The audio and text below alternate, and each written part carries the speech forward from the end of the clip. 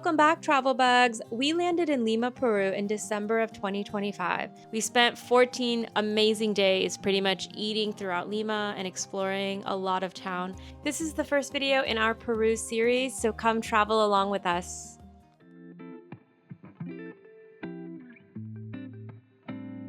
In this video, we're going to show you the full arrival experience, plus tips on getting around Lima safely.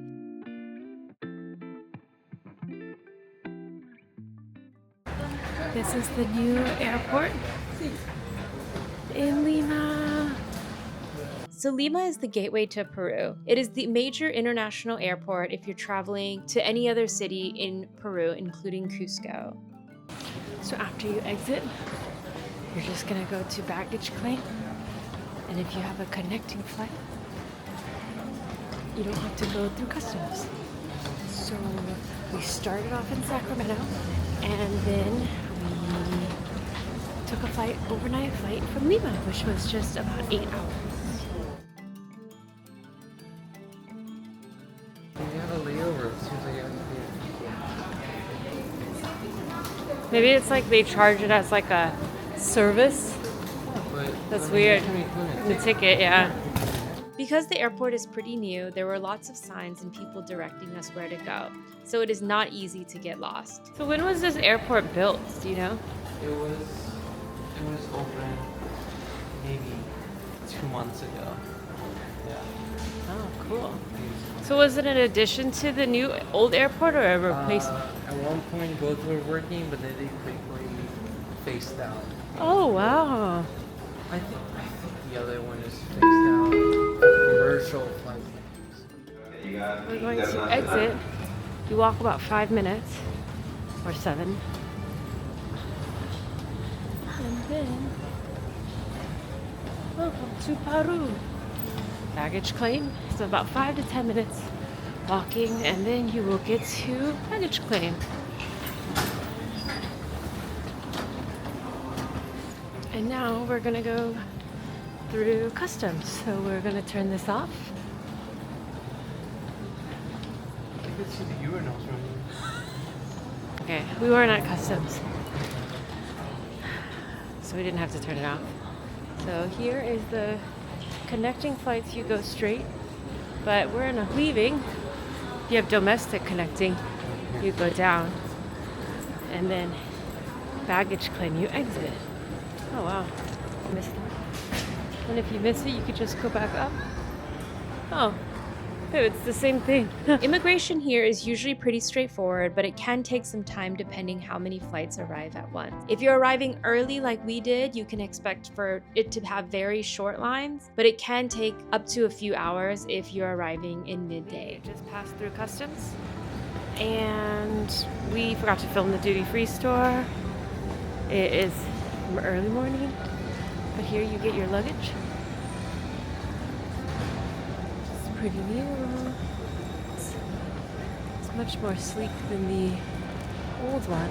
The baggage claim is right outside of the duty-free store, so you can have someone wait, or after you grab your bags, you can just head on over to take a look.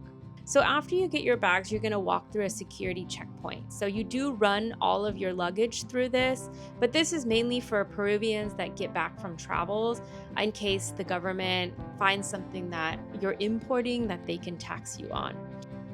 So after that, it is a pretty small airport, so you're just gonna walk out and it's the main lobby area. So I would recommend, if you are trying to triage anything, you sort your luggage, just stay in this lobby area, because once you go outside, this is where all the Ubers and taxi picks up. So sometimes it can be pretty hectic. Avoid accepting rides from people approaching you from inside the terminal, and always confirm your car and license plate before getting into your Uber. We've read, or I've heard, some horror stories where taxis that were waiting outside the airport that charged them a lot more than an Uber would. The one thing is sometimes the cars are not that nice. So if you can afford it and you want a nicer ride, make sure to check the comfort Ubers.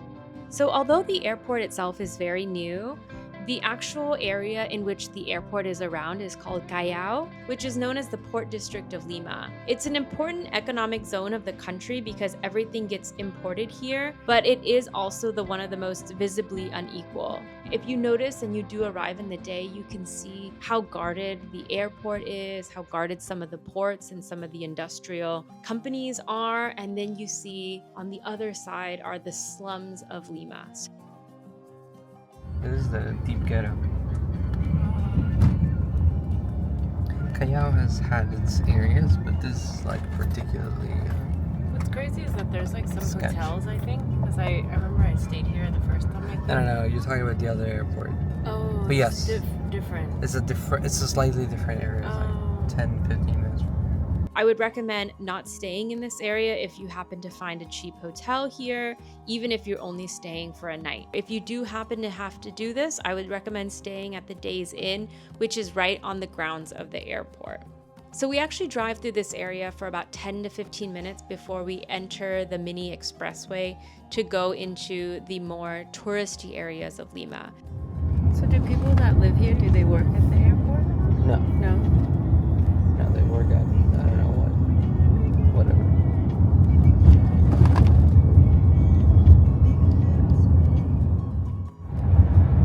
So now we're on a mini highway, expressway. So a safety tip to keep in mind is when you're driving through this area, and actually even the more touristy areas of Lima, is if you're at a red light, make sure to put your phone away. So while you're in the car, make sure to just lock the cars, put up the windows, and if you're at a red light, do not use your phone or have anything valuable visible from outside. So right here, we're crossing through the Rímac River, which is one of the most historically important features of Lima. Lima was actually founded in 1535 along this river because it provided water and a natural route inland. The term Rímac actually comes from the Quechua word Rímac, meaning the speaker. And this is actually where the name Lima itself comes from. So for centuries, the river shaped how the city expanded, and it connected the coast to the Andes, and it influenced where the neighborhoods developed. As we drive further into the city, you'll notice how the hills and mountains that surround Lima, and many of them, are covered in homes. These hillside neighborhoods are known as asentamientos humanos, or informal settlements. They began forming decades ago as people migrated from rural areas to Lima in search of work. Because Lima sits between the desert and the mountains, flat land is limited, so communities expanded upwards over time. From the road, you can see the layers and complexity to the city of Lima. In our experience here, unless you're a local like my husband, I would not recommend driving here.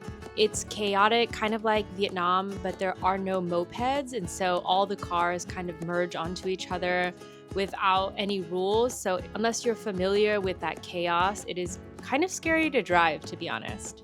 As we continue driving, and at this point it's about 20 to 30 minutes in, you'll notice a dramatic shift. This is where you start seeing the areas that you read about when visiting Lima, which is Miraflores, San Isidro, Surco, and Barranco. So here we're entering Surco, which compared to San Isidro, Barranco, and Miraflores, it's pretty big in terms of square meters or square foot. So this area brings together many different socioeconomic classes. You'll find in the same district there are affluent neighborhoods, along with many neighborhoods that are working class.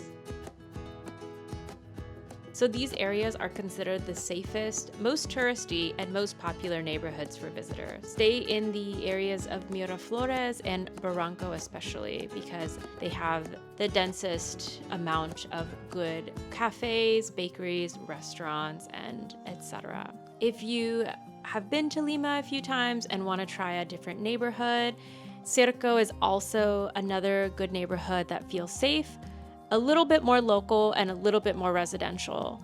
There are a lot more restaurants that are popping up here, and it is a lot more spacious. So if you want something a little bit more calm, you can check this out, but it is a lot less touristy. And as a bonus, we arrived during the holiday season, and one of the great things about this area in Surco is that a lot of the condo buildings actually decorate their houses with these beautiful Christmas lights. So that was a really nice surprise. We hope you enjoyed this video, and if it helped you understand what arriving in Lima is like, make sure to like and subscribe. We spent 14 amazing days pretty much eating throughout Lima and exploring a lot of town. So if you wanted to see more of Peru videos, make sure to subscribe. Take care.